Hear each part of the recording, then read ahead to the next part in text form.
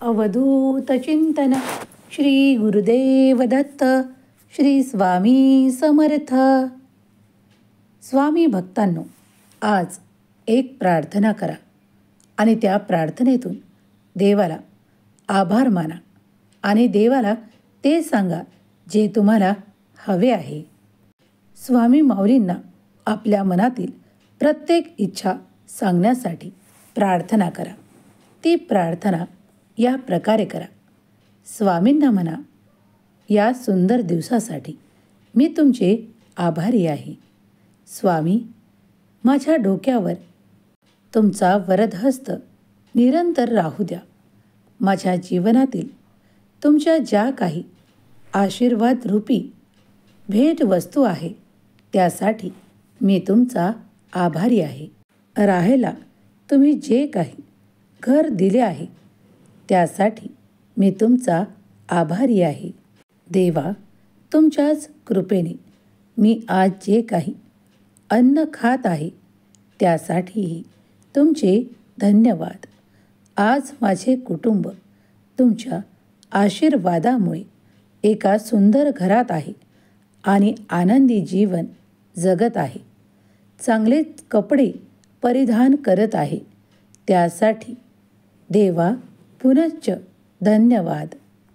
तुम्ही ज्या प्रकारे माझ्या जीवनाला मार्गदर्शन करून मला त्या ठिकाणी पोहोचवले आहे ज्या ठिकाणचा विचारही मी कधी करू शकत नव्हतो, अशा ठिकाणी तुम्ही मला माझ्या ध्येयापर्यंत नेऊन पोहोचवले आहे त्यासाठी तुमचे धन्यवाद. देवा, तुमच्याकडून माझ्या आयुष्यात जे काही येत आहे ते चांगले आहे आणि मला माहीत आहे की जर माझ्याकडे तू असेल तर माझ्याकडे सर्व काही आहे. माझी आर्थिक परिस्थिती तुम्ही कितपत बदलली आहे हे देखील मला माहीत आहे. मी जेवढे कर्म करत नाही त्याहीपेक्षा तुम्ही मला दुप्पट देत आहात हेही मला माहीत आहे. यासाठी पुनश्च तुमचे धन्यवाद. देवा, याचप्रमाणे माझ्या आणि माझ्या संपूर्ण कुटुंबावर तुमचे आशीर्वाद निरंतर राहोत. तुमच्या प्रेमाने, आशीर्वादाने माझे कुटुंब आणि मी निरंतर परिपूर्ण राहू. हे वैभव जे तुम्ही दिले आहे त्यात मी सुखद आणि आनंदी आहे. यामुळे माझे जीवन परिपूर्ण होत आहे. मी तुमचे नामस्मरण कधीही विसरणार नाही. देवा, मी निरंतर तुमच्या स्मरणात राहू इच्छितो, तुमच्या सेवेत राहू इच्छितो. माझी केलेली जी काही सेवा आहे त्या सेवेला स्वीकार करा. माझ्या प्रार्थनांना स्वीकार करा. मी तुमचे पुनश्च आभार मानतो. याप्रमाणे देवाला प्रार्थना करा आणि देवाचे आभार माना. देव नक्की तुमची प्रार्थनाही ऐकतील आणि तुम्ही केलेले आभार देखील ऐकतील. तुमच्या दिशेने येणारे आशीर्वाद हे अद्भुत आणि चमत्कारिक असतील. प्रिय स्वामी भक्तांनो, याप्रमाणे प्रार्थना आणि आभार मानल्यास तुमचे मन अधिक देवाकडे वळवल्या जाईल. तुमच्यात दैवी शक्तीचा तुम्हाला अनुभव येऊ लागेल. देवाचे स्मरण केले पाहिजे, कारण तोच संपत्ती निर्माण करण्याची क्षमता देतो. ज्याही कार्यांची मला भय, भीती वाटते त्यापासून, त्या भयापासून, त्या क्लेशांपासून देव मला निरंतर दूर ठेवतो आणि माझी काळजी घेतो. त्यासाठी देवाचे पुनश्च धन्यवाद. कारण देव जेव्हा माझी काळजी घेतात तेव्हा अनेक वादळांपासून माझे संरक्षण करतात. हे प्रभू, हे परमेश्वरा, असाच माझ्या पाठीशी उभा राहा. कारण तू वचन दिले आहेस की मी निरंतर तुझ्या पाठीशी उभा आहे. भिवू नकोस. तेव्हा मी कुठलेही कार्य करताना न भिता समोर जाऊ लागलो आहे.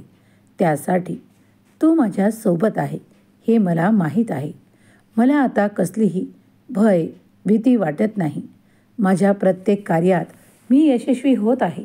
त्याचे कारणही मला माहीत आहे की तू माझ्या सोबत असल्यामुळे मला कुठल्याही कार्यात बाधा येत नाहीत. माझे नियोजन चुकत नाही.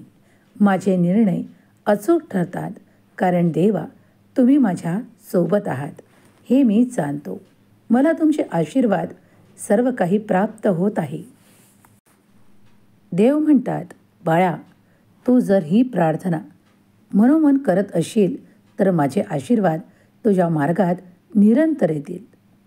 स्वामी, आम्हाला अशा स्थितीत राहण्याची इच्छा आहे जिथे आम्ही प्रत्येक चांगल्या कामासाठी काही देऊ शकतो, जेणेकरून राज्य पुढे जाईल आणि तुमच्या अद्भुत प्रेमाने जीवन बदलून जाईल. देव तुमची काळजी घेत आहे हे ज्या क्षणाला तुम्हाला माहीत होते आणि देवाचे कार्य सुरू आहे हे तुम्हाला माहीत होते, तेव्हा तुम्ही अधिक देवाच्या जवळ आणि देवाच्या प्रेमात पडता. देव किती अद्भुत आणि अशक्य गोष्टीही शक्य करू शकतात याची तुम्हाला खात्री होते, तेव्हा तुम्ही देवाच्या अधिक जवळ जाऊ लागता. कशाचीही काळजी तुम्हाला उरत नाही, कारण तुम्हाला त्या क्षणाला ओळखू येते की देव निरंतर माझ्या पाठीशी उभे आहेत, माझी विनंती, माझी प्रार्थना ऐकत आहेत. तेव्हा देवावर संपूर्ण विश्वास ठेवा. तुमची काळजी घेतल्या जात आहे.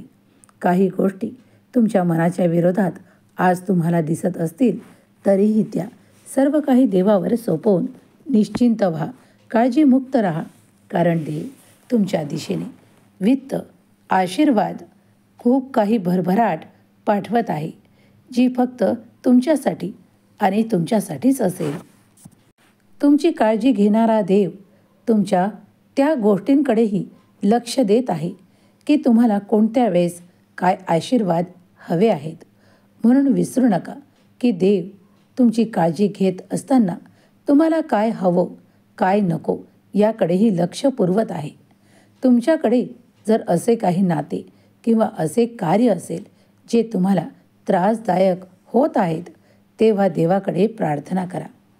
तुमची प्रार्थना ऐकल्या जाईल आणि देव त्या जागेहून, त्या ठिकाणाहून त्या जागा मोकळ्या करतील आणि तुमच्यासाठी पुनश्च आशीर्वाद पाठवतील आणि तुमचे ते नाते जे तुम्हाला नको आहे त्या जागी चांगले नाते पाठवतील.